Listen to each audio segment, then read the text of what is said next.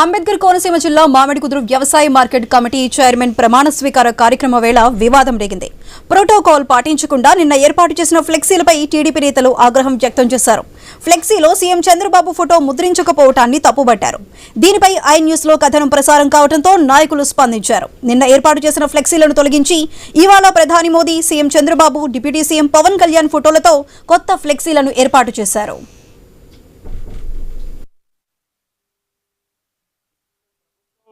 అది ఏముందన్న మాకు అర్థం అవట్లేదు. ఇవాళ కూడా ఇది వన్ సైడ్ గా జరుగుతున్నట్టుగా ఉంది. అక్కడ ఫ్లెక్సీలు పైన చూడండి. ఆ ఫ్లెక్సీల్లో ఒక రాష్ట్ర ముఖ్యమంత్రి వర్యులు ఫోటో లేకుండా ఫ్లెక్సీ పెట్టారు. కొంతమంది నాయకులు ఉన్నారు ఇక్కడ. ఓన్లీ వైసీపీ నుంచి వచ్చి కండువా కప్పుకొని జనసేన చెప్పుకుంటున్నారండి. అటువంటి నాయకులు ఉన్నారు ఇక్కడ. ఈ ఫ్లెక్సీ చూడండి. ఎందుకని ప్రోటోకాల్ అన్నది ఎక్కడైనా ఉందా? అక్కడ చంద్రబాబు నాయుడు గారు ఎక్కడ కనపడుతున్నారా? రాష్ట్రానికి ముఖ్యమంత్రి ఆయన, లేకపోతే ఇక్కడ ఈయన పవన్ కళ్యాణ్ ముఖ్యమంత్రి?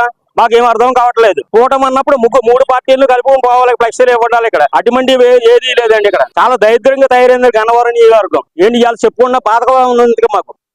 ఇక్కడ ప్రభుత్వం అది